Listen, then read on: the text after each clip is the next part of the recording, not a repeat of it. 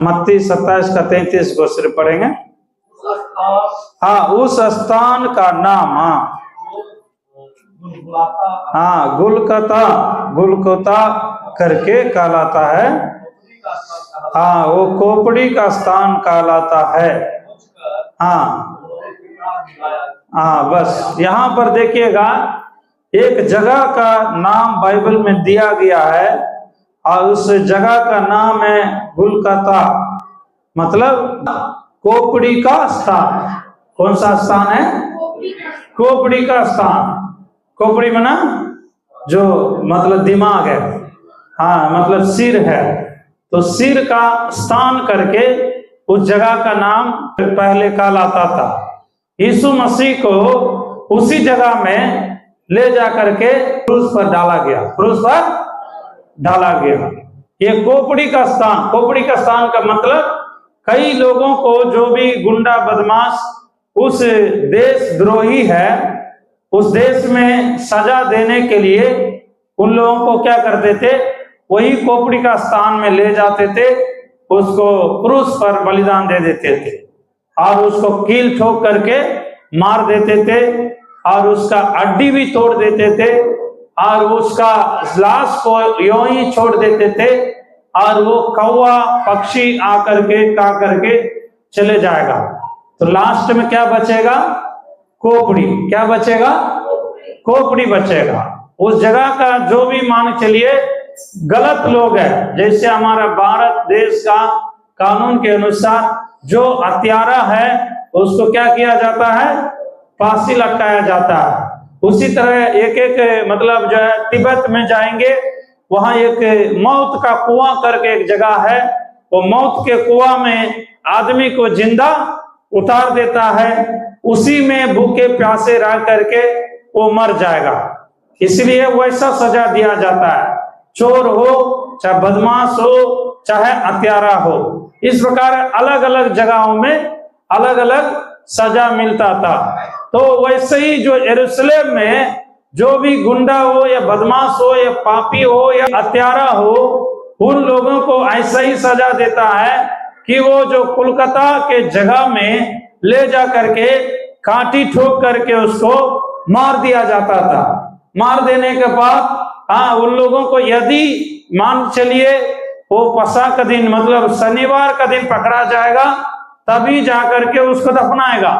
यदि शनिवार का दिन नहीं पकड़ाएगा तो समझिए वो लाश जो है वो क्रूस पर ही टांगा रहेगा, वो पक्षी और कौवा सब काट करके अब उसको खा लेगा, सिर्फ खोपड़ी बचेगा। इसलिए उस जगह का नाम खोपड़ी का स्थान रखा गया। उसी जगह में यीशु मसीह को ले जा करके वो क्रूस पर डाला गया और जो है उस जगह का नाम खोपड़ी का स्थान है और वो श्रापित जगह था, वो मौत की सजा देने की जगह था, सभी पापी लोगों को दंड देने की जगह था। उस जगह को कोई भी फेमस नहीं है, उस जगह कोई भी जो है अच्छा नहीं करते थे, कोई भी छा करके उस जगह नहीं जाते थे, लेकिन वैसे जगह में यीशु मसीह को जब बलिदान किया गया है उस जगह का नाम फेमस हो गया। बोलो प्रभु यीशु मसीह की, जोर से कहें हालेलुया। बाद में अभी देखा जाए तो सभी मतलब विदेशी लोग घूमने का एक स्थान हो गया और एक प्रकार का जो है पिकनिक घूमने का जगह और जो है जैसे घूमने के लिए लोग जाते हैं कश्मीर और भी जगह जगह जाते हैं, तो उस प्रकार जो है वहां पर भी घूमने के लिए चले जाने का एक फेमस जगह बन गया। एक तरह से कहा जाए वो श्रापित जगह है, मौत की सजा देने की जगह है। उस जगह में बहुत बदबू आता था, उस जगह में लोग जाना नहीं चाहते थे, सभी खोपड़ियां वहां पर पड़े रहते थे। उस वैसे जगह में यीशु मसीह को क्रूस पर डाला गया, लेकिन यीशु मसीह को क्रूस पर डालने के बाद उस जगह एकदम आशीष का जगह बदल गया और उस जगह को लोग चाह करके देखने के लिए चले जाते हैं। उस गुफा आज भी जो है खुले रहता है, उस क्रूस से जहां पर यीशु मसीह का क्रूस टांगा गया, आज भी लोग घूमने के लिए वहां जाते हैं। उसी जगह में मंदिर और चर्च भी बना हुआ है। ताली बजा के परमेश्वर के नाम को महिमा करें। बोलो प्रभु यीशु मसीह की, जो से कहेंगे हालेलुया। एक तरह से मान चलिए, जो गलत जगह था, श्रापित जगह था, दंड देने की जगह था, ऐसे जगहों में यीशु मसीह बलिदान होने के द्वारा, यीशु मसीह अपना प्राण को देने के द्वारा उस जगह का सारे श्राप बदल करके आशीष में, अच्छा नाम में बदल गया। इसलिए वो कोलकाता नाम आज दुनिया में फेमस है। कई लोग जो है यीशु मसीह को कहां पर क्रूस पर डाला है, घूमने के लिए, देखने के लिए दूर दूर से, सारे दुनिया में से उस जगह में आकर के देखते हैं। शायद आपका भी नाम शायद बदनाम होगा, शायद आपका भी नाम उतना फेमस नहीं होगा, आपका भी नाम कोई जो है उतना नामी नहीं होगा, फेमस नहीं होगा, कोई पूजने लायक, कोई जो है आपको मान चले तारीफ करने लायक नहीं भी रहेगा। परमेश्वर आपको, नाम को भी श्रेष्ठ बनाने का काम करता है। आप यीशु मसीह के लिए जगह देंगे, यीशु मसीह का बलिदान के लिए जगह देंगे, यीशु मसीह को बलिदान पर विश्वास करेंगे, यीशु मसीह के बलिदान को अपने दिल में ग्रहण करेंगे, यीशु मसीह ने मेरे पापों के लिए बलिदान हुआ करके आप ग्रहण कर लेंगे, वो आपका नाम को, वो बदनाम को भी बदल करके अच्छा नाम के रूप में बदलने के लिए सामर्थी परमेश्वर है। एक तरह से क्रूस का चिन्ह जो यहाँ पर देखते हैं, क्रूस का हम लोग चिन्ह है दोनों तरफ से रखवाए हैं। ये क्रूस का चिन्ह एक श्रापित चिन्ह था, पापियों को दंड देने का चिन्ह था। इसी में लोगों को कोई भी गलती करेगा तो दंड देने के लिए इसी क्रूस को इस्तेमाल किए जाते थे। लेकिन यीशु मसीह के बलिदान करने के द्वारा, यीशु मसीह के बलिदान होने के बाद ये चिन्ह के सभी लोगों के लिए पूजनीय हो गया, सभी लोगों के लिए एक प्रकार जो है एक आदर्श का चिन्ह हो गया, लोगों के लिए एक आशा देने वाला चिन्ह हो गया, लोगों के लिए समझिए दुखों को दूर करने वाला एक चिन्ह हो गया। श्राप का चिन्ह जो है बदल करके आशीष का चिन्ह के रूप में बदल गया। ताली बजा के परमेश्वर नाम को महिमा करें। बोलो प्रभु यीशु मसीह की, जो कहेंगे हालेलुया, हालेलुया।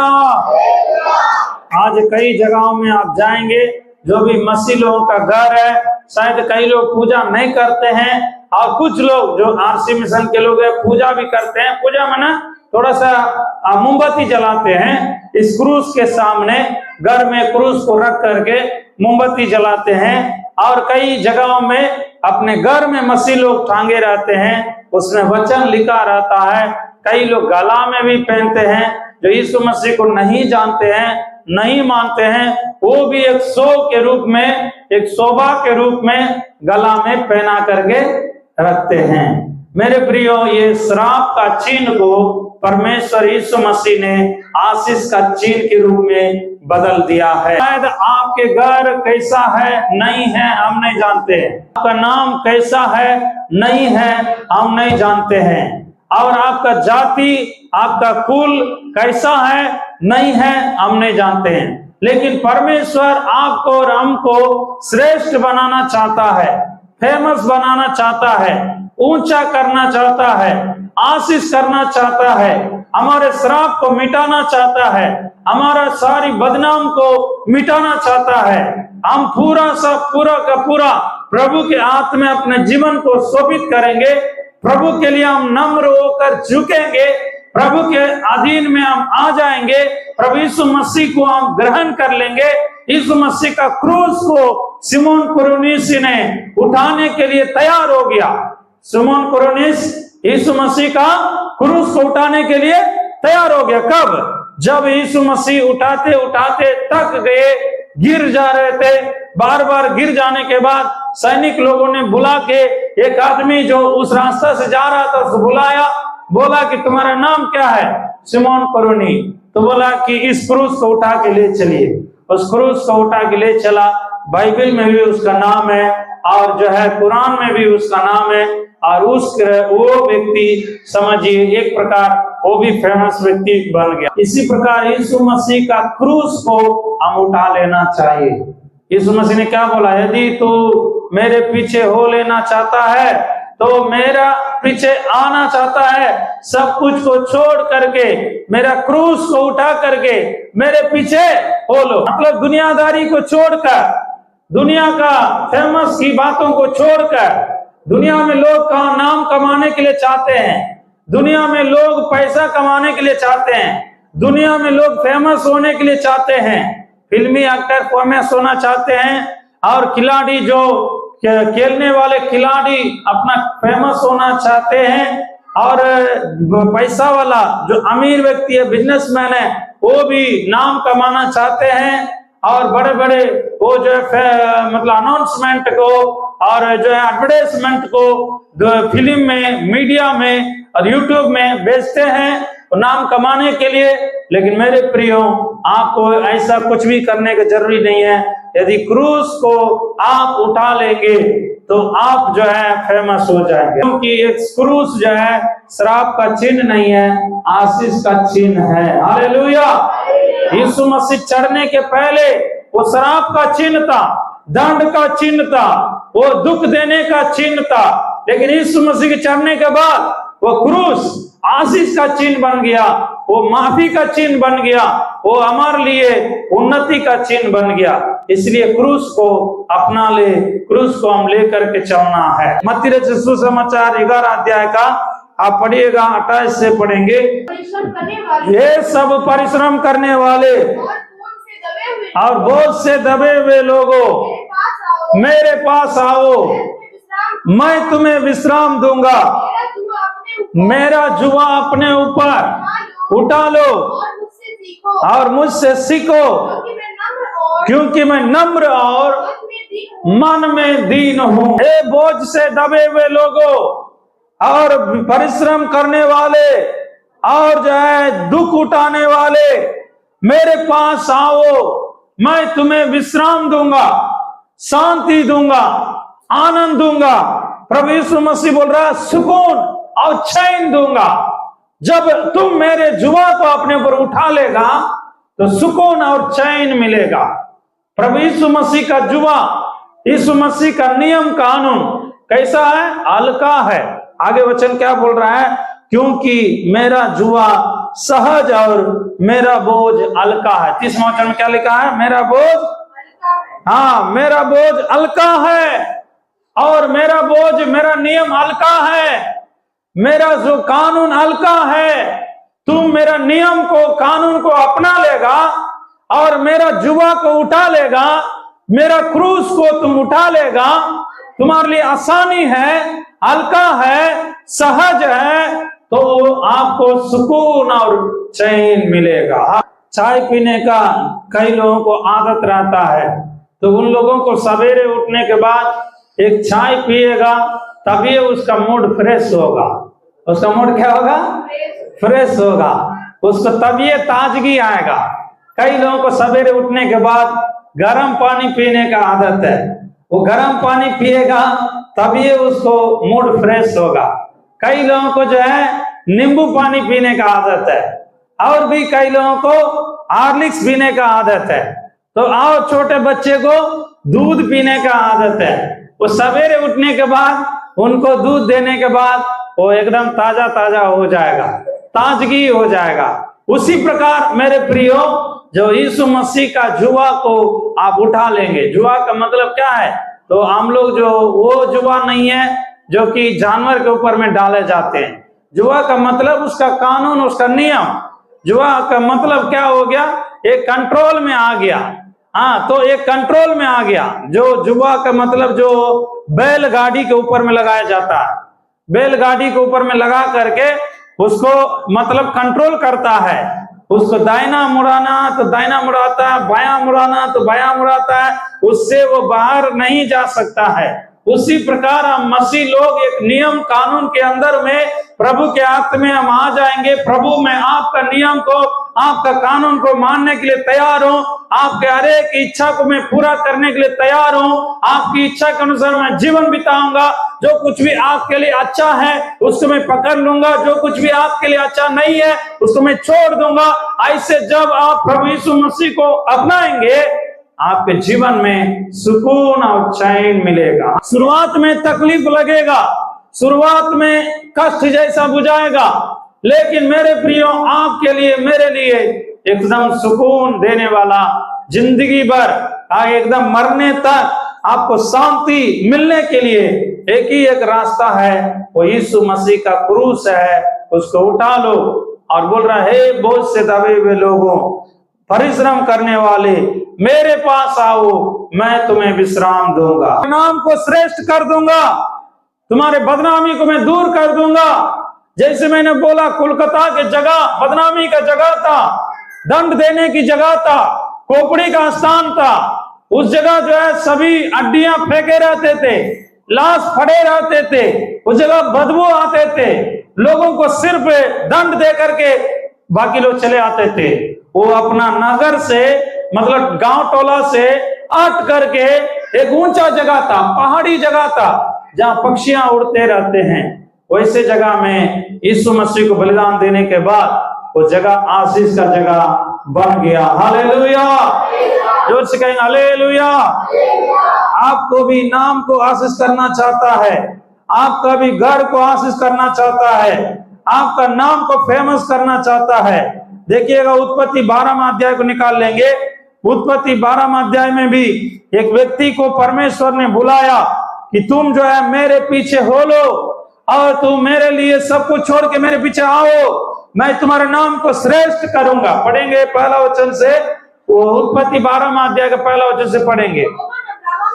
हाँ, परमेश्वर ने अब्राहम से कहा, हाँ, अपनी कुटुंबियों, अपने देश को, अपने पिता के घर को छोड़ करके उस देश में चले जाओ जो जहां मैं तुझे दिखाऊंगा, मैं तुझे एक बड़ी जाति बनाऊंगा और तुझे आशीष करूंगा और तेरा नाम महान करूंगा, तू आशीष का मूल होगा, जो तुझे आशीर्वाद देगा मैं उन्हें आशीर्वाद दूंगा, जो तुझे कोसेगा उससे मैं श्राप दूंगा, भूमंडल के सारे कुल तेरे द्वारा आशीषित रहेगा। यहाँ पर अब्राहम करके एक व्यक्ति है, परमेश्वर दर्शन देकर उनसे बातचीत कर रहा है। हे मेरे बेटे, हे मेरे अब्राहम, तू जो है अपने कुटुंब को, अपने देश को, अपने पिता के घर को छोड़ करके उस जगह में चले जाओ, उस देश में चले जाओ जहां मैं तुझे दिखाऊंगा। हालेलुया। क्यों उनके घर को, पिता के घर को छोड़ने के लिए कहा? क्यों उसका देश को छोड़ने के लिए कहा? क्यों उनके कुटुंबियों को छोड़ने के लिए कहा? वे सभी लोग अंधविश्वास में चलने वाले थे, सभी लोग मूर्ति बनाने वाले थे। वो सभी लोग क्या थे? अंधविश्वास में मूर्तियों को बलिदान चढ़ाने वाले थे। वो लोग जो है तरह तरह का मूर्ति पूजा करने वाले थे। इसलिए अब्राहम का पिता जो है तेरा, वो जो है बहुत एक मूर्तियों का पूजा करने वाला एक परिवार था। इसलिए परमेश्वर ने बोला कि तुम अंधविश्वास से, मूर्ति पूजा से बाहर आना है। परमेश्वर उन लोगों को घृणा करने के लिए नहीं बोला जो उन लोग का गलत जगहों में था, गलत आदतों में था, गलत विश्वास में था। इसलिए वो परमेश्वर ने बोला कि उन लोगों को छोड़ करके आ जा, उन लोगों को छोड़ करके आ जा। मैं तुझे क्या करूंगा? बड़ा करूंगा, तेरे नाम को श्रेष्ठ बनाऊंगा, तुम्हारा नाम को महान करूंगा, तुझसे एक बड़ी जाति उत्पन्न होगी। जो तुझे आशीर्वाद देगा मैं उसको आशीष करूंगा, जो तुझको श्राप करेगा मैं भी उसको श्रापित करूंगा। अब्राहम ने आज्ञा मान करके घर को मतलब नहीं देखा, अपना परिवार को नहीं देखा, अपने कुटुंबियों को नहीं देखा। कुटुंबियों में ना उनका रिश्तेदार, जो पत्नी का जो भी रिलेशन है, उन लोगों को भी छोड़ दिया, अपने पिता के घर वालों को भी छोड़ दिया, क्योंकि सभी लोग अंधविश्वास में रहने वाले थे, विशेष करके मूर्ति पूजा में रहने वाले थे, और उनका बाप जो है मूर्ति को पूजा करने वाले थे। इसलिए उसको छोड़ करके और जो है अब्राहम वहां से निकला। हालेलुया, जो कहेंगे हालेलुया। परमेश्वर ने अब्राहम को आशीष किया कि नहीं किया? आशीष किया, बहुत आशीष किया।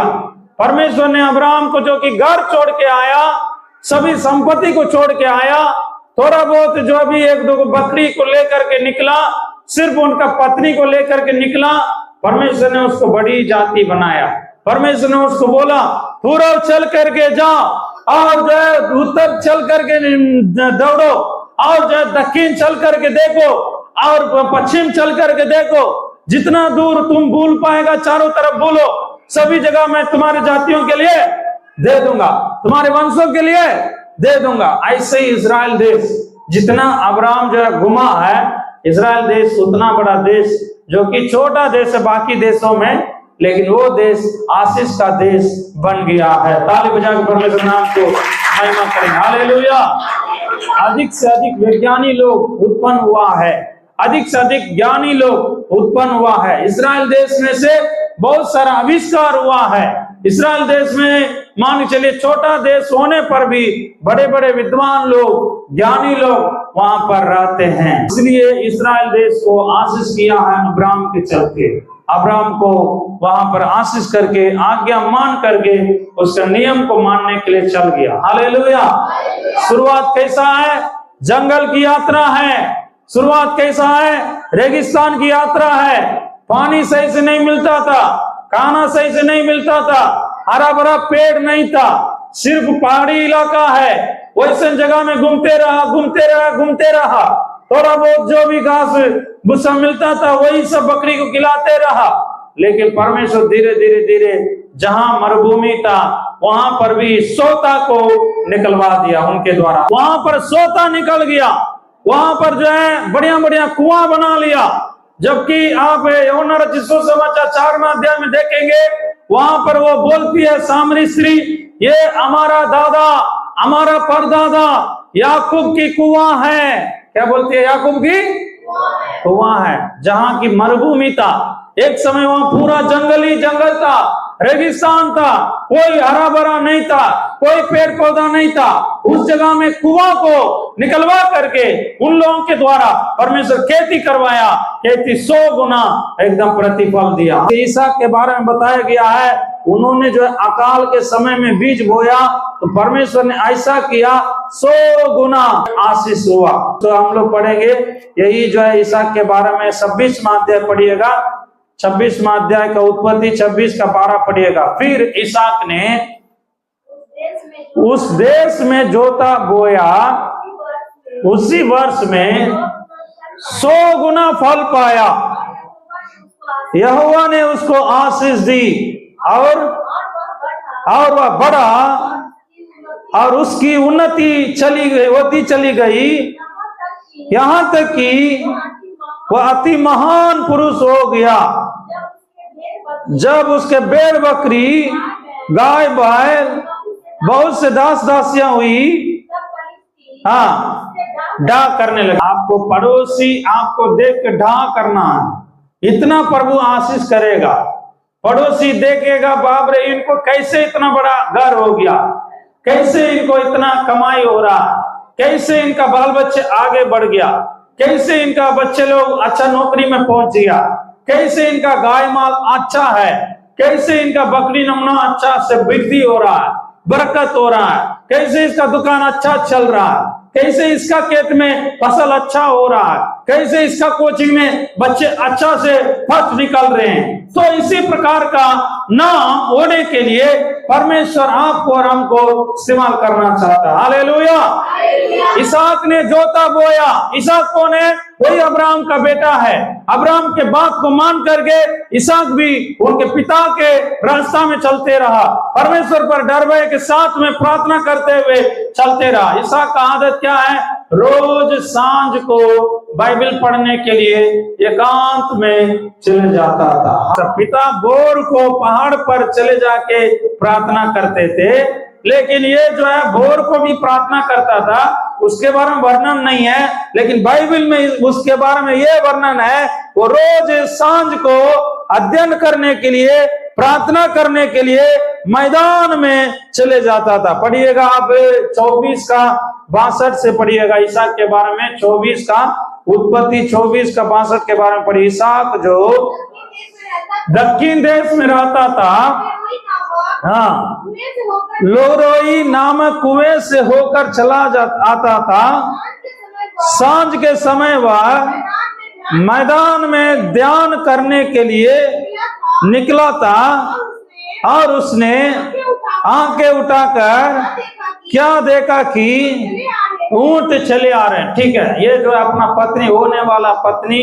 ऊंट पर बैठ करके दूसरे देश से आ रही थी, उस समय में देखा जिस समय में वो ध्यान करने के लिए, प्रार्थना करने के लिए, परमेश्वर के सम्मुख में बैठने के लिए और मैदान में जा रहा था, उस समय में देख रहा कि दूर से वो ऊंट पर एक झुंड वो चल करके आ रही है। इसहाक का आदत प्रभु के लिए एक समय को, एक जगह को एक नियुक्त करके डेली का डेली वो चले जाता था।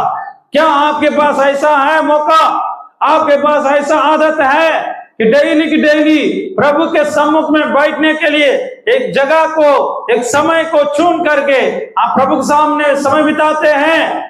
तब इसहाक के समान प्रभु आपको जो कुछ भी काम करेंगे 100 गुना आशीष करेगा। हालेलुया, बोलो प्रभु यीशु मसीह की। इसहाक ने जोता बोया 100 गुना आशीष पाया। उसका भेड़ बकरी बढ़ता चला गया, उसका जो भी गाय माल है बढ़ता चला गया, उसका ऊंट नौकर नौकरानी बढ़ता चला गया। प्रभु उसके नाम को महान कर दिया।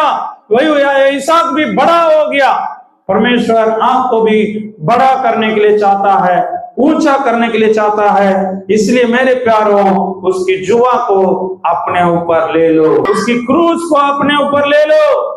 यीशु मसीह का क्रूस को अपने ऊपर ले करके उसके नियम कानून में आप चलने के लिए समर्पण हो जाएंगे तो परमेश्वर आपको श्रेष्ठ करेगा, महान करेगा, आपका नाम को ऊंचा करेगा। मत्ती 21वां अध्याय में देखिएगा, मत्ती 21वां अध्याय पहला वचन से पढ़िएगा, वहां पर भी एक घटना है, उसको हम लोग पढ़ेंगे। मत्ती 21वां अध्याय, जब यीशु मसीह जब यरूशलेम के निकट पहुंचे, जैतून पहाड़ पर, बैतफगे के पास आए, यीशु ने 2 चेलों को पास में बुलाया, उनको एक आकर भेजा, सामने के गांव में जाओ। वहां पहुंचते ही एक गधी बंधी हुई है और उसके साथ एक बच्चा तुम्हें मिलेगा, उन्हें खोलकर मेरे पास ले आओ। यदि कोई रोकेगा तो ये कहना कि प्रभु को इनका प्रयोजन है। आगे पढ़ेंगे, भेज देगा। भविष्यवक्ता के द्वारा कहा गया था वह पूरा हो। यहाँ पर एक घटना है, गधी की बच्चा जो छोटा गधा है उसको ऊपर में कोई भी नहीं चढ़ा अभी तक, और उसको केवल जो है गधा को केवल ईंटा ढोने के लिए, गंदा कपड़ा ढोने के लिए धोबी लोग इस्तेमाल करते थे। लेकिन यहाँ गधा को प्रभु यीशु मसीह चुन लिया कि अपना सवार करने के लिए। बोलो प्रभु यीशु मसीह की। क्योंकि सवार उस समय में यीशु मसीह चढ़ने के पहले तक उनको उतना आदर नहीं था। कोई भी गधा को जो भी नया कपड़ा उसके देह पर नहीं बिछाते थे, लेकिन यीशु मसीह जब उस पर चढ़ने के लिए आया, उसके ऊपर में नया कपड़ा डाले हैं। 6 वचन से पढ़िएगा, चेलों ने जा करके जैसे यीशु मसीह ने कहा वैसा ही किया, गधी और बच्चों को लाकर उन पर अपने कपड़े को डाले। उन पर यीशु मसीह बैठ गया। बहुत से लोगों ने अपने कपड़े को मार्ग पर बिछाने लगे। अन्य लोगों ने पेड़ों की डालियां भी काटकर मार्ग पर बिछाई और भीड़ आगे आगे जाती रही, पीछे पीछे चली आती थी, पुकार पुकार कर दाऊद के संतान को होसन्ना, धन्य है वह जो प्रभु के नाम से आता है, आकाश में होसन्ना। हालेलुया, जोर से कहेंगे हालेलुया। यहाँ होसन्ना होसन्ना होसन्ना करके गधा के ऊपर में बैठ करके जब यीशु मसीह चलने लगा, लोग घर से बढ़िया बढ़िया कपड़ा ला करके बिछाने लगे, रास्ता में उसके देह पर बिछाने लगे और उसको आदर मिलने लगा। उसको सम्मान मिलने लगा। वो गधा को नहीं मिल रहा है, गधा के ऊपर में बैठे हुए यीशु मसीह के लिए मिल रहा है, तो यीशु मसीह के लिए मिल रहा है तो गधा के लिए भी मिल रहा है। यदि आपके ऊपर यीशु मसीह रहेगा, आपको भी आदर मिलेगा, आपको भी सम्मान मिलेगा। गांव में, गलियों में, समाज में आपको आदर मिलेगा। शायद अभी वर्तमान में तुरंत नहीं होगा, लेकिन जब यीशु मसीह के नियम में, कानून में चलते रहेंगे, प्रभु अब्राहम के समान, इसहाक के समान आपका नाम को भी महान करेगा, श्रेष्ठ करेगा, आपका बिजनेस को बढ़ाएगा, आपका काम को बढ़ाएगा, आपका कोचिंग सेंटर को बढ़ाएगा, आपका दुकानदारी को बढ़ाएगा, आपका जो है बकरी पालना, गाय पोसना, हर एक काम में सफलता देगा। तब आपके विरोधी देख के जलन करेंगे, बाप रे कैसे इतना बड़ा हो गया। कल भी हम लोग जाकर के विपुल के लिए एक 4 चक्का गाड़ी खरीदने के लिए प्रभु सहायता किया। कल हम गए थे, जाकर के विपुल जो है ये को कार करके उन्होंने लगभग 7 लाख का गाड़ी और जो है वो लेने के लिए प्रभु उनको सामर्थ दिया। हालेलुया, जो कहें हालेलुया। तो परमेश्वर ने उनको ये सहायता की। हम बोले कि ये तो थोड़ा सा है, ये बात तो मैं बहुत दिन से बोल रहा था पप्पू को, कि पप्पू को हम बोल रहे थे कि टावर का काम खतरा का काम है। टावर का काम जो है सुरक्षा का काम नहीं है। दूसरा नंबर, आप लोग को जब तक शक्ति है, बल है, 40 उम्र 45 उम्र तक अच्छा से काम कर सकते हैं, लेकिन उसके बाद जो है टावर में काम करने के लिए उतना शक्ति नहीं रहेगा, मतलब उतना सुरक्षा नहीं रहेगा। दूसरा नंबर, टावर में कई लोगों को मौत भी हो जाता, तो उनको हम अभी नहीं, लगभग 6 साल के पहले हम बोल रहे थे, आप लोग अच्छा से एक सभी भाई लोग मसीह में चल रहे हैं, एक मन मत हो करके एक ही में काम करिए, काम करके मिल करके आप लोग तो कोई बिजनेस को, दुकान को खोल दीजिए, नहीं तो 4 चक्का ले लीजिए। ये दोनों में एक काम पकड़ लीजिए, धीरे धीरे इसमें आगे बढ़ेगा, फिर आप लोग बाहर छोड़ देंगे, लोकल में ही कमा सकते हैं, खा सकते हैं, प्रभु के संगति में भी रह सकते हैं। इस बात को हम बोल रहे हैं। कई बार इन लोग थोड़ा सा इधर उधर जो है सब भाई लोग अलग अलग करते रहा, इसलिए सब अब ये 22 सब लोग मिल करके जब एक जगह काम करने लगा, प्रभु उन लोगों को अच्छा आमदनी दिया, आशीष किया। अभी जो है मसीह में भी है, और उन लोग का कमाई से ये पहला गाड़ी लेने के लिए प्रभु सहायता किया। प्रभु हम विश्वास करते हैं ये लोग मसीह में लगातार चलते रहेगा, और भी गाड़ी निकालने के लिए भी प्रभु सहायता करेगा। इसीलिए पौलुस कहता है, मैं गरीब होकर के भी तुम लोग को अमीर बनाता हूँ। इसलिए परमेश्वर का सेवक क्या है?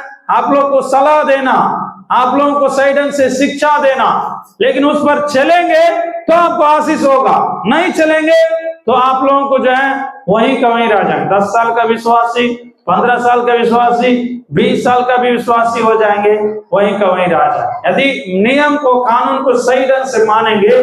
प्रभु यीशु मसीह क्या बोल रहा, मेरा जुआ हल्का और सहज है, अपने ऊपर उठा लो, मेरे जुआ को उठा लेगा, तुम जो है आराम से, सुकून से, चैन से रह पाओगे। परमेश्वर इसी प्रकार आशीष करेगा।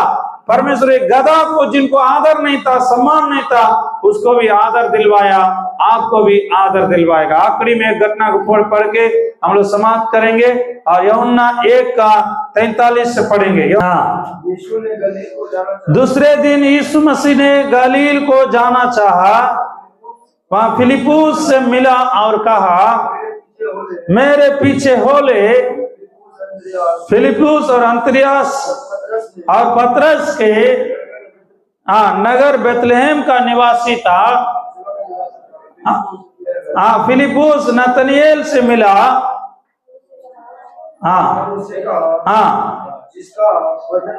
जिसका वर्णन मूसा नबी ने व्यवस्था में और भविष्यवक्ताओं ने किया था, वह हमको मिल गया है।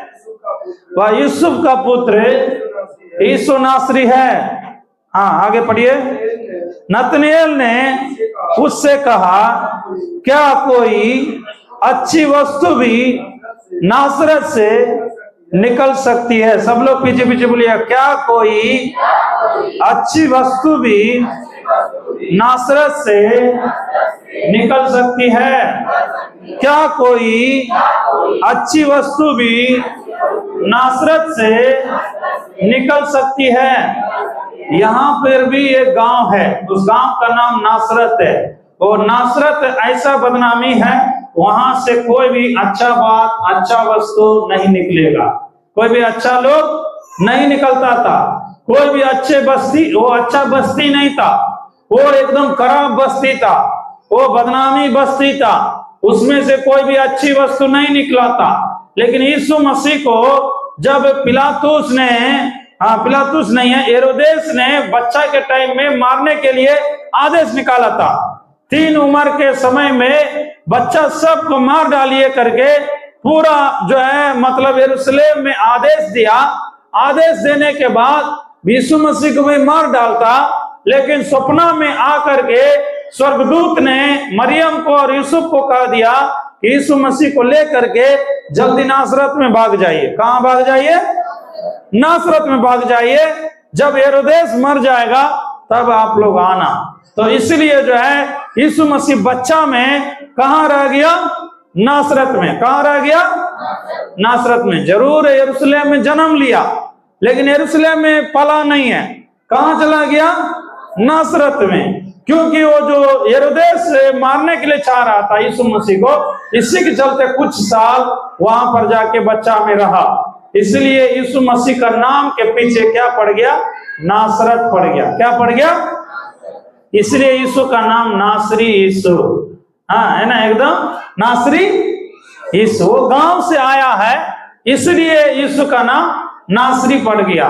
तो यहाँ पर बोल रहा है, जब नतनएल ने और जब लोगों ने, अंद्रियास फिलिपुस बोल रहा है, देखिए हम लोगों ने एक मसीहा को देख लिया है, वो यीशु नासरी है, वही जो है मसीहा है, उद्धार करता है, उस पर विश्वास करो। नतनएल बोल रहा है, क्या कोई अच्छी वस्तु नासरत से आ सकता है? इसका मतलब कोई भी अच्छी वस्तु नासरत से नहीं आएगा। लेकिन यीशु मसीह वहां से आया, उस देश को, मतलब उस नगर को, उस टोला का नाम को, बदनामी को बदलने के लिए। हालेलुया, जो से कहेंगे हालेलुया। नासरत भी फेमस जगह हो गया। नासरत में भी लोग घूमने के लिए जाते हैं। नासरत में भी लोग, क्योंकि नासरत मतलब कैसे नासरत पड़ गया? वहां नाजीर रहते थे। नाजीर में ना परमेश्वर के लिए अभिषेक किया हुआ लोग रहते थे, बाल बड़ा बड़ा करके, जो कि उन लोग उस गांव से जो भी जन्म लेते थे, कई लोग, उन लोगों को बाल नहीं कटा जाता था। आज भी देखिए गांव देहात में आप लोग देखते हैं, लड़का बच्चा को बाल नहीं काटता है। वो सिस्टम कहां से आया? वो नासरत से आया। नासरत का सिस्टम है, वो बाल नहीं काटते हैं, वो प्रभु के लिए, ईश्वर के लिए उसको छोड़ देते हैं, अभिषेक करके छोड़ देते हैं। जैसे मतलब बेड़ा बकरी को मतलब जो है कस्सी को छोड़ देता है, उसी प्रकार प्रभु के लिए ये लड़का जो पहला मेरा बेटा है, इसी बच्चा मेरे बदनामी को दूर किया है, इसलिए मैं इस बच्चा का बाल को नहीं कटवाएंगे, ऐसे करके छोड़ता था। अभी तो आजकल सब लोग छोड़ने लगा, कोई भी लड़का होने से, लेकिन नियम यही था। कोई बांझ रहती थी, उसको पहला बच्चा होने के बाद उस बच्चा को प्रभु के लिए नाजिर करके छोड़ देती थी। वो नाजिर में ना बाल उसको चूरा नहीं फिरना है, उसको बाल काटना नहीं है, ऐसे ही बड़ा रहेगा। तो इसी प्रकार जो है वो नासर का जगह में से होता था। यीशु मसीह भी बाल कटाया नहीं था। यीशु मसीह भी बाल कटाया क्योंकि वो जो है उस नासरत से आए थे, इसलिए उनका उस नियम को पालन किया। लेकिन यीशु मसीह जो है तो वो बाल नहीं कटाने के लिए नहीं बोला, वो उस देश से, उस नगर से आया, इसलिए ऐसा बोला। बोलो प्रभु यीशु मसीह की, जोर से कहेंगे हालेलुया। मेरा कहने का मतलब नासरत से कोई भी अच्छी वस्तु नहीं निकलता था, लेकिन यीशु मसीह फिर से उस नासरत को, बदनामी को दूर करके उसको फिर से अच्छा नाम दिया है। हालेलुया। आपकी स्कूल में बदनामी हो सकता है, समाज में बदनामी हो सकता है, शायद आपका नाम को कोई आदर करने वाला, पूछने वाला, सम्मान देने वाला नहीं हो सकता। आपके रिश्तेदार में, जान पहचान में आपको आदर सम्मान नहीं हो सकता है। लेकिन मेरे प्रियो, आपका नाम को श्रेष्ठ बनाने के लिए, महान करने के लिए प्रभु चाहता है, मेरे पीछे हो लो, मेरे जुआ को उठा लो, मेरे क्रूस को उठा लो। यदि तुम मेरे क्रूस को ढोएगा, मैं तुम्हें क्या करूंगा? श्रेष्ठ करूंगा। जैसे क्रूस का चिन्ह एक बदनामी का चिन्ह था, श्रापित का चिन्ह था, लेकिन यीशु मसीह के मरने के बाद वो आशीष का चिन्ह बन गया, वैसे ही आपका भी परमेश्वर आशीष का व्यक्ति बनाएगा। आइए हम सब लोग घुटना टेकेंगे, आंख बंद करेंगे, हम प्रार्थना करने जा रहे हैं। सभी लोग घुटना टेकेंगे, आंख बंद करेंगे। यहाँ पर देखते हैं सुरक्षा के लिए प्रार्थना। हम सभी लोग चाहते हैं कि हम सुरक्षित रहे, सुरक्षित के लिए हम लोग प्रार्थना करते हैं। सभी लोग चाहते हैं कि सुरक्षा से रहना है ना। कोई नहीं चाहते हैं कि हमारा कुछ हानि हो, हमारा कुछ खतरा हो, हमारा कुछ घाटा हो, हाँ कुछ ना कुछ नुकसान हो। तो सब कोई चाहते हैं कि हम सुरक्षित रहना है, लेकिन सुरक्षित रहने के लिए तो परमेश्वर के ओर से ही हम सुरक्षित रह पाएंगे। यदि प्रभु का सुरक्षा नहीं रहेगा, हम कितनों हम होशियार है, कितनों हम बुद्धिमान है, कितनों हम कलाकार है, कभी धोखा हो जाएगा। अच्छा ड्राइवर लोग भी एक्सीडेंट कर देते हैं, है ना। कभी कभी अच्छा वो चालक है, चलाने वाला है, लेकिन उनके द्वारा भी एक्सीडेंट हो जाता है। एक मतलब एनजीओ में काम कर रहे थे डॉक्टर मनवालन सर करके, जिस समय हम बिहार में आए थे शुरुआत में 20 साल के पहले। उनके पास एक ड्राइवर था, बहुत पुराना ड्राइवर था, अनुभवी ड्राइवर था, आनंद नाम था। वो जो है सगरे वो उनको लेकर के बोलेरो में चलते थे। लेकिन उनके द्वारा क्या हो गया, एक गांव में जाने के बाद गाड़ी को पीछा करने के समय में एक बच्चा को छिपा दिया। एक बच्चा क्या कर दिया, छिपा दिया। स्पॉट डेथ, मतलब बच्चा वहीं पर मर गया। तो इसी प्रकार जो है अच्छा ड्राइवर को भी धोखा हो जाएगा। तो यदि परमेश्वर की सुरक्षा नहीं रहेगा, कभी भी कुछ भी हो सकता है। इसलिए परमेश्वर की सुरक्षा के लिए हम लोग क्या करना है, उसके ऊपर निर्भर रहना है, केवल उसी के ऊपर भरोसा रखना है। हम प्रार्थना क्यों करते हैं, किस लिए करते हैं, कि प्रभु को ये कहते हैं कि प्रभु हमारे से नहीं होगा, आप ही हमको मदद करिए। प्रार्थना क्या दर्शाती है, हमसे नहीं होगा, मेरा वश का नहीं है, मेरा ये जो है बुद्धि ज्ञान का नहीं है। इसलिए प्रार्थना एक जो है ये दर्शाती है कि हम जो है परमेश्वर के ऊपर में निर्भर है। हम परमेश्वर के ऊपर में निर्भर है। जो परमेश्वर के ऊपर में निर्भर नहीं है वो प्रार्थना नहीं करते हैं। कई लोग प्रार्थना नहीं करते हैं, संसार के लोग क्यों, वो उनको जो है परमेश्वर के ऊपर में कोई निर्भरता नहीं है, उनको अपना बुद्धि ज्ञान शक्ति पर निर्भरता है। हम बढ़िया से चलाने वाले हैं, हम बढ़िया से बोलने वाले हैं, हम बढ़िया से जो है काम करने वाले हैं, तो मेरा काम अच्छा ही होगा, हाँ मेरा जो है कमाई अच्छा से ही होगा, तो मुझे कोई प्रकार का कमी नहीं होगा। तो जो अपने ऊपर भरोसा करता है वो प्रार्थना नहीं करता है। जो अपने ऊपर नहीं परंतु परमेश्वर पर भरोसा करता है वो हर घड़ी हर समय प्रार्थना करता है। हालेलुया, जो कहेंगे हालेलुया। एक जो है एसीए चर्च करके चेन्नई में बहुत बड़ा चर्च है, उसका जो पूर्व पास्टर जी थे थॉमस राज करके, वो पास्टर जी के बारे में मरने के समय में गवाही दिया गया, वो हमेशा प्रार्थना करते थे।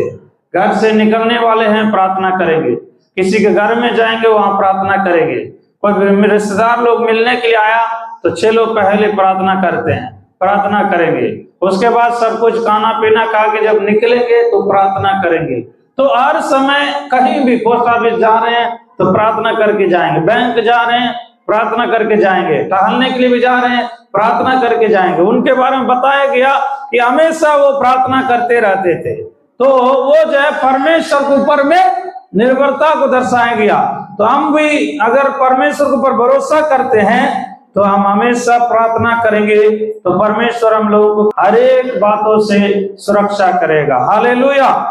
विशेष करके यहाँ पर लिखा ये है होगा, भोर को मेरी वाणी तुझे सुनाई देगी। 3रा वचन में, हे परमेश्वर भोर को मेरी वाणी तुझे सुनाई देगी, मैं भोर को प्रार्थना करके तेरी बाट जोता हूँ। आज सवेरे थोड़ा सा मतलब जैसे सोए हुए थे, अचानक गीत का आवाज आ रहा है, अंकल जोर जोर से गीत गा रहे हैं, तो चलो अभी अंकल शुरू कर दिए, हमको अभी लेटना उचित नहीं है।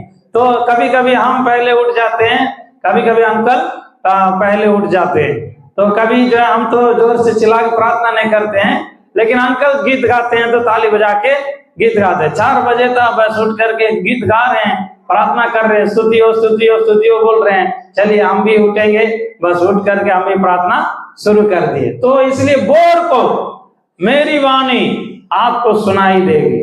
पर कभी कभी आपको बोर को क्या करना है, उठ के परमेश्वर को स्तुति करना। सवेरे उठने के बाद पहला काम प्रभु के हाथ में सौंपना, प्रभु को स्तुति करना, प्रभु को धन्यवाद करना।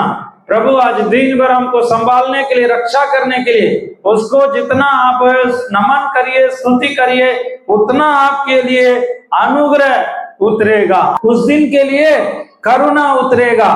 बोर की वाणी आपको जो है, बोर से परमेश्वर के सम्मुख में आप प्रार्थना करेंगे, पूरे दिन के लिए प्रभु सुरक्षा देगा। वचन में देखते हैं, क्योंकि तो ऐसा ईश्वर नहीं जो दुष्टता से प्रसन्न हो, बुराई तेरे साथ नहीं रह सकती। परमेश्वर के साथ में बुराई नहीं रह सकती। परमेश्वर बुराई को नहीं चाहते हैं, बुराई से घृणा करते हैं, बुराई को छोड़ने के लिए कहते हैं। बुराई हमेशा आपको गड्ढा में ले जाएगा, बुराई का जो है फल हमेशा बुराई होगा।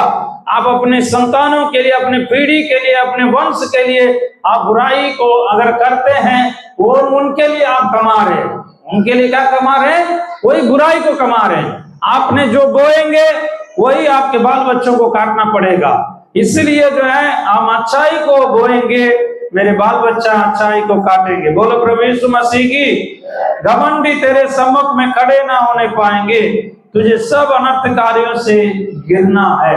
अनर्थकारी मतलब फालतू काम, फालतू विचार। कभी कभी शैतान फालतू विचार को डालेगा, फालतू काम करने के लिए, फालतू समय बिताने के लिए एकदम आपको जो है प्रेरणा करेगा। कहीं इधर बैठो, कहीं उधर बैठो, फालतू गप कर रहे हैं, कोई काम का नहीं है, 10 पैसा का लाभ नहीं है, ना परमेश्वर का ना आपका। तो वैसे हम कभी भी समय को बिताना नहीं चाहिए, क्योंकि एक एक दिन, एक एक घड़ी जो हमें मिल रहा है, वो परमेश्वर की एक प्रकार का तोहफा है। जो दिन आज निकला, फिर कल लौट करके हमारे लिए नहीं आएगा। आज मेरा जो तारीख, आज उदाहरण के लिए 15 तारीख है, तो 15 तारीख जो है 2026 का फिर लौट करके नहीं आएगा। इसलिए वो 2026 चले जाएगा, 2027 आएगा, लेकिन 2026 नहीं आएगा। इसलिए मेरे प्रियो, आप और हम अनर्थकारी मतलब कोई भी अनर्थ का काम नहीं करें, तो अर्थभरी कार्य को हम करें, तो अर्थभरी चाल चलन हमारे जीवन में हो। परमेश्वर ऐसा ही हम लोगों को आशीष करने पाए। और हम देखते हैं 7वां वचन में, परंतु मैं तो तेरी अपार करुणा के कारण तेरे भवन में आऊंगा, मैं तेरा भाई मानकर तेरे पवित्र मंदिर की ओर दंडवत करूंगा। अपार करुणा के कारण परमेश्वर ने अपार करुणा मतलब हमें जिंदा रखा है, वही उसकी करुणा है। बड़ी बड़ी परीक्षा से हमें बचाया है, झगड़ा से बचाया है, कोर्ट कचहरी से बचाया है, बड़े बड़े जो है जहरीली सांप काटने से बचाया है, एक्सीडेंट होने से बचाया है। उन बातों के लिए हम परमेश्वर को धन्यवाद देना है, स्तुति करना है, महिमा करना है, क्योंकि परमेश्वर की अपार करुणा के कारण हम जीवित है, आज का दिन देखने पाए, उसके भवन में हम आने पाए। हालेलुया। इसलिए उसकी भवन में आकर के धन्यवाद देना है, स्तुति करना है, दंडवत करना है, महिमा करना है, ये हमारा कर्तव्य है। तो और देखते हैं 11वां वचन में, परंतु जितने तुझ पर भरोसा रखते हैं वे सब आनंद करें। हालेलुया। परमेश्वर आनंद देने वाला है, खुशी देने वाला है। हो सकता है आप निराशा के साथ, चिंता के साथ, कुछ कमजोरी के साथ, कुछ बीमारी के साथ यहाँ पर आए हैं, लेकिन प्रभु को हम अच्छा से स्तुति आराधना करेंगे। यहाँ से जाने के पहले परमेश्वर हमें आनंद करेगा। हालेलुया। बोलो प्रभु यीशु मसीह की। हमारे दुखों को आनंद में बदलने वाला परमेश्वर, हमारे आंसुओं को पोंछने वाला परमेश्वर हमारे बीच में उपस्थित है। उसकी जब हम आराधना करेंगे, महिमा करेंगे, स्तुति करेंगे, उसकी उपस्थिति आकर हम लोगों को आनंदित कर देगा। वे सर्वदा ऊंचे स्वर से गाते रहे, क्योंकि तू उनकी रक्षा करता है, जो तेरे नाम के प्रेमी है, तुझ में प्रफुल्लित हो। परमेश्वर उनको रक्षा करता है। तो परमेश्वर रक्षा करता है, तो हम लोग क्या करेंगे परमेश्वर के लिए? ऊंचे स्वर से गाए। सब लोग बोलिए ऊंचे स्वर से गाते रहे, ऊंचे स्वर से गाते रहे, क्योंकि उसने हमें रक्षा किया। हालेलुया। और 12वां वचन में लिखा है, क्योंकि तू धर्मी को आशीष देगा, हे यहोवा तू उसको अपने अनुग्रह रूपी डाल से घेरे रहेगा। धर्मी को आशीष देगा। धर्मी कौन है? जो यीशु मसीह के लहू से धोए गए हैं और जिनकी पाप प्रभु यीशु मसीह क्षमा कर दिए हैं, जिनके पापों को यीशु मसीह अनदेखी करते हैं, छोड़ दिए हैं। मतलब परमेश्वर ने हमारे पापों को जब हमने माफी मांगा तो प्रभु ने हमारे पापों को क्षमा किया। हो सकता है हम झूठ बोले होंगे, कहीं चोरी किए होंगे, गाली बके होंगे, कहीं जो है प्रभु को नहीं जानने के समय में तरह तरह का पाप और अन्याय हम किए होंगे, गाली बके होंगे, शराब दिए होंगे, नशा किए होंगे, कुछ भी किए होंगे। तो प्रभु ने जब हम मन फिरा करके पाप क्षमा मांगा तो प्रभु ने हमारे पापों को माफ क्षमा कर दिया, वो धर्मी हो गया। जिनकी पाप परमेश्वर क्षमा कर दिया वो धर्मी हो गया। इसलिए वो धर्मी कभी भी मर जाएगा, उनके लिए स्वर्ग राज्य में जगह है। यदि पाप में ही हम मर जाएंगे तो हमारे लिए स्वर्ग में जगह नहीं है। इसलिए हम जो है इस संसार में पाप से मन फिराकर माफी मांगकर धर्मी होकर मरना जरूरी है। इसलिए हम उस परमेश्वर को ऊंचे स्वर से गाएंगे, महिमा करेंगे, आराधना करेंगे। आइए हम सब लोग घुटना टेक करके आंख बंद करके थोड़ी देर हम परमेश्वर को स्तुति करेंगे, आराधना करेंगे, महिमा करेंगे। अभी कमेश भाई आकर के अभी आराधना में थोड़ा अगुवाई करेंगे। हम सभी मिलकर परमेश्वर को स्तुति आराधना करने जा रहे, ऊंचे स्वर से हम गाने जा रहे। प्रभु हम लोगों को रक्षा किया है, हम लोगों को जीवित रखा है।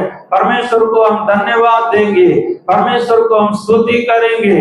वो महान परमेश्वर है, वो प्रेमी परमेश्वर है, वो दयालु परमेश्वर है।